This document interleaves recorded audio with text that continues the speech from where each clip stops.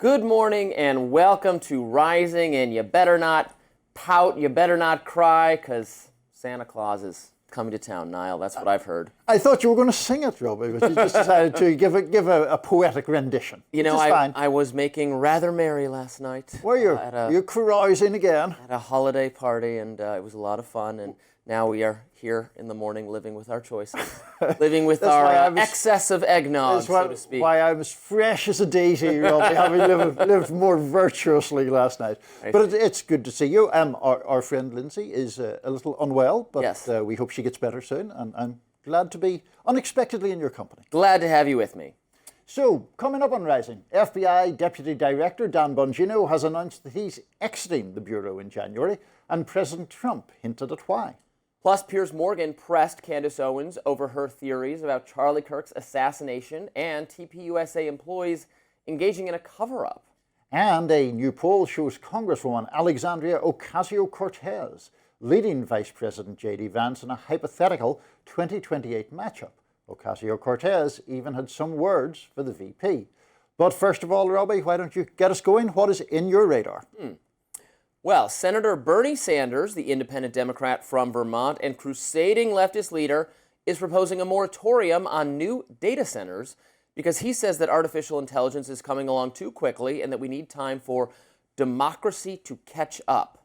Now, look, I'm all for democracy, and I'm not going to force data centers on communities that really don't want them or can't afford them. But the federal government ordering a halt on all new data centers, I think that's insane. It isn't democratic at all. Actually, it's autocratic. It would cripple innovation in the U.S., and it would leave us vulnerable to our competition, by which I mean China. Now, in fairness, here was Sanders making his case that we shouldn't trust billionaires as the sole decision makers when it comes to AI. Needless to say, there is a whole lot about AI and robotics that needs to be discussed, needs to be analyzed. But one thing is for sure, this process is moving very, very quickly, and we need to slow it down. We need all of our people involved in determining the future of AI, and not just a handful of multi-billionaires. Okay, fine. That point is well taken. There's certainly a role for regulators to play as we consider new AI policies. I have no problem with that. But Sanders continues. That is why, for a start, I will be pushing for a moratorium on the construction of data centers that are powering this unregulated sprint to develop and deploy AI. This moratorium will give democracy a chance to catch up with the transformative changes that we are witnessing and make sure that the benefits of these technologies work for all of us, not just the wealthiest people on Earth. A moratorium on all new data centers? Holy escalation, Batman. Look, I appreciate this is a revolutionary and poorly understood technology, and that there is a danger in letting tech billionaires do whatever they want. That's why I'm not actually sold, personally, on the Trump administration's AI regulation order, which would transfer the power to set AI regulations to the federal government rather than the states. Now, I actually like the idea of the states experimenting with different regulatory approaches as our founders intended, which might allow the public to see which regulations work best in practice. But Sanders is proposing his own one-size-fits-all policy at the federal level. It's just a policy of maximum regulation. Now, there are plenty of sincere and fair critiques of new data centers. There's also some fear-mongering going on. We should not ask resource-strapped communities to pay more in energy costs in order to support these data centers, if that is the case, although I'm a little dubious it will work like that in practice. And we absolutely cannot, should not, must not use eminent domain to steal land and turn it over for the use of tech billionaires. Okay, fine. A common sense libertarian property rights framework here would be best. The land should be purchased, not seized, and the community should be compensated, perhaps by the tech companies who stand to profit. I'm absolutely not for plunder, and I understand why many Americans are worried that their interests are going to be swept aside in the race to empower big tech. But at the same time, not moving at breakneck speed to develop better AI, that's also a huge risk. That's because there are tremendous upsides with AI. The technology can and will make us richer, will make us healthier. I mean, consider self-driving cars, which have already shown themselves to be significantly safer. AI innovations on this front could save thousands of lives every year by stopping car deaths, which is the largest category of preventable death in America, 40,000 people killed every year. I'm fine with moving, I guess, somewhat cautiously, but I don't want to delay research into products that are going to make Americans better off. We also have to consider that even if we dramatically slow down our research into AI, our geopolitical rivals will not. As Trump admin tech advisor David Sachs put it, Bernie makes clear that the debate over AI is not about states' rights or affordability. He would block new data centers even if states want them, and they generate their own power. It's about stopping progress completely so China wins the AI race. Thank you for your honesty, Senator. Now look, I don't believe that Bernie Sanders really wants China to win the AI race, but he needs to take this criticism to heart.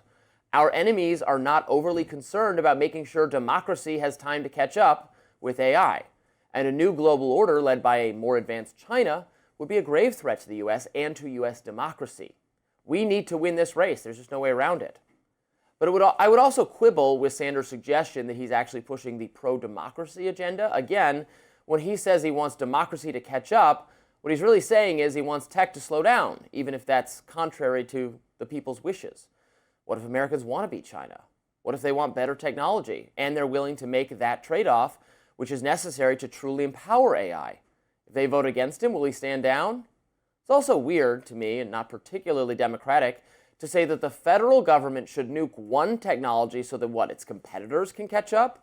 Will the early 20th century version of Bernie Sanders have said, this whole Model T technology, it's moving way too fast. We need to put a pause on new factory assembly lines so that horse and buggy can catch up.